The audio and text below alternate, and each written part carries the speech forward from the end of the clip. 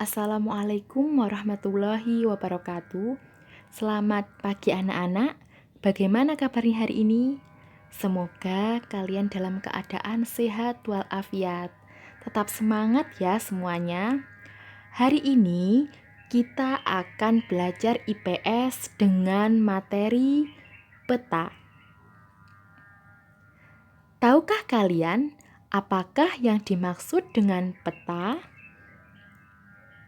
Ya, peta adalah gambaran permukaan bumi pada bidang datar dengan skala atau perbandingan tertentu melalui penentuan sistem proyeksi.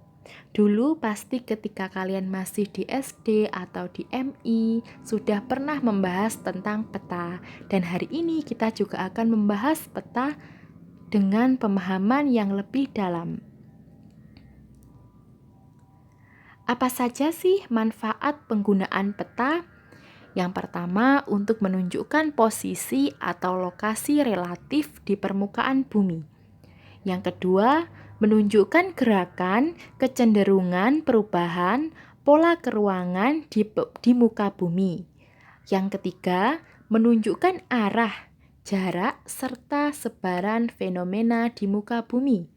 Dan yang keempat adalah menggambarkan ukuran luas dan bentuk fenomena fisik dan sosial budaya. Jenis peta berdasarkan bentuknya. Jadi, berdasarkan bentuknya, peta ini dibagi menjadi 3, yaitu peta datar, peta timbul, dan peta digital. Apa sih yang dimaksud dengan peta datar? Peta datar adalah suatu peta yang dibuat dalam bidang datar seperti kertas, kain, dan sebagainya. Biasanya peta datar ini terdapat di atlas atau mungkin di tempelan dinding sekolah yang biasanya memuat gambar peta negara Indonesia. Selanjutnya yaitu peta timbul. Peta timbul adalah peta yang dibuat sesuai dengan bentuk aslinya. Adapun bentuk-bentuk kenampakan pada suatu wilayah dibuat dalam bentuk 3 dimensi. Dan yang ketiga yaitu peta digital. Apa sih peta digital itu? Peta digital adalah peta yang dibuat dengan alat bantu modern seperti komputer. Untuk melihat peta digital dapat ditayangkan di monitor komputer. Sedangkan berdasarkan isinya, peta dibedakan menjadi 2, yaitu peta umum dan peta khusus. Peta umum adalah peta yang memberikan gambaran umum atau kenampakan yang bersifat umum dari suatu wilayah. Misalkan kalau kita membuka atlas, ada peta negara Indonesia. Di situ hanya tertulis mana batas-batas wilayah negara Indonesia. Sedangkan kalau peta khusus atau yang disebut dengan peta tematik adalah peta yang menggambarkan kenampakan khusus pada daerah tertentu. Misalkan peta potensi ikan perairan di Indonesia, peta penyebaran flora dan fauna di Indonesia, peta kepadatan penduduk, dan lain sebagainya. Jadi, peta khusus ini memang dirancang secara khusus dan dimaksudkan tertentu. Setelah kita membahas tentang jenis-jenis peta, dilanjutkan dengan komponen-komponen peta. Yang pertama yaitu judul peta. Judul peta harus ada pada setiap peta yang dibuat. Judul peta menunjukkan isi suatu peta dan memberikan gambaran tentang isi peta dan daerah cakupan peta.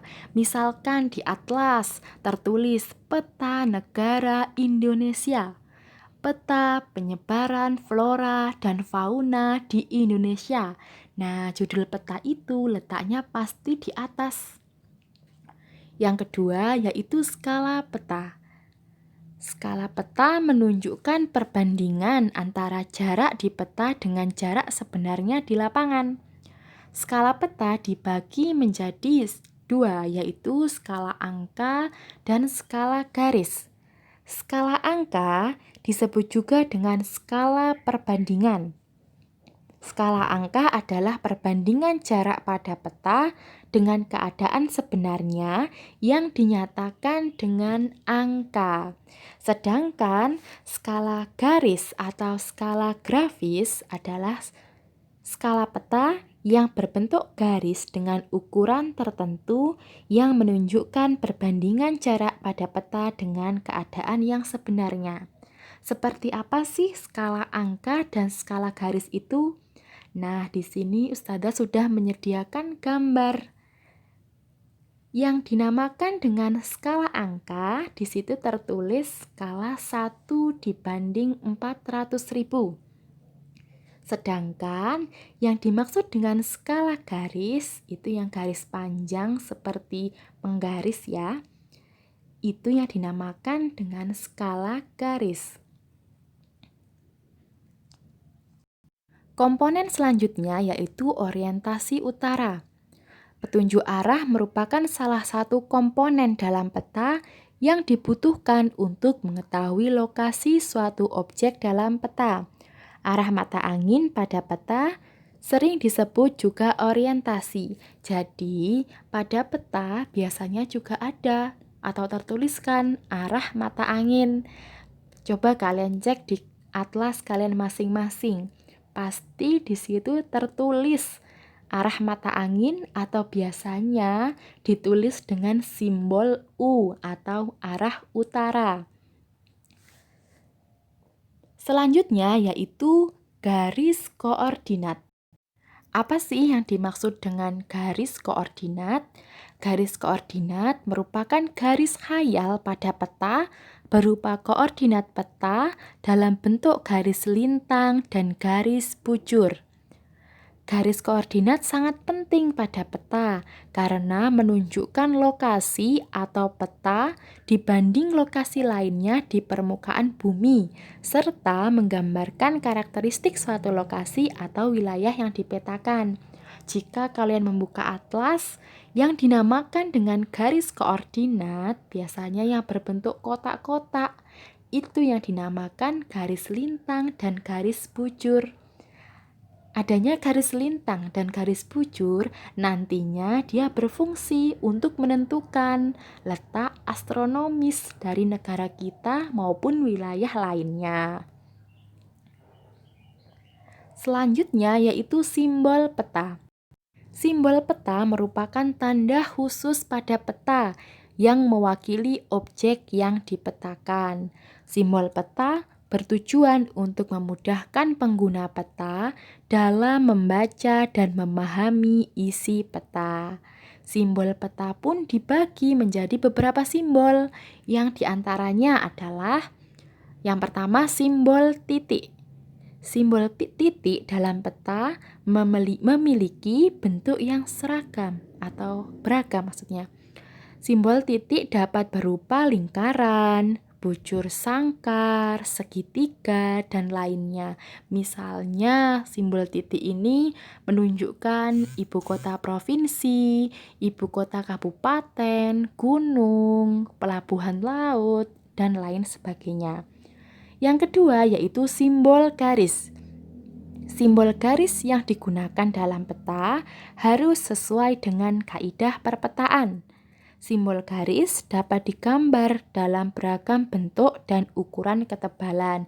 Biasanya simbol garis dalam peta ini menunjukkan sungai, jalan raya, batas negara, batas provinsi, daerah, dan lain sebagainya. Dan yang ketiga yaitu simbol lingkaran. Simbol lingkaran dalam peta digunakan untuk menyatakan kuantitas atau jumlah dalam bentuk persentase. Misalkan ada peta desa semen. Nanti di situ ada simbol lingkaran yang fungsinya untuk menunjukkan berapa persen wilayahnya, berapa persen tanah pertaniannya, tanah perkebunannya, kepadatan penduduknya, dan lain sebagainya. Selanjutnya yaitu simbol bola. Simbol bola dalam peta digunakan untuk menyatakan volume. Makin besar simbol bola menunjukkan volume semakin besar, dan sebaliknya, makin kecil simbol bola berarti volume juga semakin kecil. Simbol selanjutnya yaitu simbol aliran. Simbol aliran dalam peta digunakan untuk menyatakan alur atau gerak. Misalkan peta tentang gerak angin di Indonesia, gerak ombak di laut, dan lain sebagainya. Kemudian yang selanjutnya yaitu simbol batang. Simbol batang digunakan untuk menyatakan suatu harga dibandingkan dengan harga atau nilai lainnya. Lalu ada simbol area. Simbol area digunakan untuk mewakili suatu area tertentu dengan simbol yang mencakup area tertentu. Objek yang digambar pada peta biasanya berupa ilustrasi dari objek yang ada di lapangan. Misalkan gambar danau, rawa, sawah, formasi batuan kapur. Dan selanjutnya yaitu simbol warna. Simbol warna digunakan pada peta dengan aturan tertentu, sehingga tidak sembarangan dapat digunakan untuk objek-objek tertentu karena ada aturan perpetaan. Contohnya, warna perairan, sungai, danau, dan laut diberi warna biru, jalan diberi warna merah, dan sebagainya. Komponen yang selanjutnya yaitu insert. Apa sih yang dimaksud dengan insert? Insert adalah peta kecil yang ada pada suatu peta untuk menunjukkan lokasi daerah yang dipetakan di antara lokasi lainnya yang lebih luas. Dari gambar yang telah Ustazah beri di PowerPoint ini, yang dinamakan dengan insert itu yang berada pada lingkaran merah kanan, pojok kanan sebelah bawah. Nah, itu yang dinamakan dengan insert. Lalu ada yang namanya legenda. Apa sih legenda itu? Legenda itu yang dimaksudkan dalam IPS bukan cerita seperti bahasa Indonesia ya. Jadi, legenda merupakan salah satu komponen peta yang menunjukkan keterangan semua objek yang ada atau muncul pada muka peta. Pada legenda inilah seorang pembaca peta akan mengetahui tentang objek yang ada pada wilayah yang dipetakan. Misalkan, di legenda tertulis jalan utama, jalan alternatif, jalan tol, jalan kereta api, daerah rawan banjir, rawan tanah longsor, pom bensin, bengkel, dan lain sebagainya. Dan yang terakhir yaitu sumber peta atau tahun pembuatan. Dalam suatu peta, pastinya juga terdapat sumber dari peta tersebut. Misalkan, tertulis sumber peta lereng Kecamatan Cepogo Bapeda 2002. Nah, pembelajaran mengenai peta pada hari ini cukup sampai di sini. Sudah paham belum anak-anak? Jika belum paham, bisa ditanyakan kepada Ustazah Shirley langsung ya. Lalu jangan lupa dikerjakan tugasnya. Untuk yang mukim di pondok, tugasnya dikumpulkan kepada ustadz-ustadzah yang sedang piket pada hari itu. Sedangkan untuk yang laju, terakhir mengumpulkan jam 10 malam nanti ya.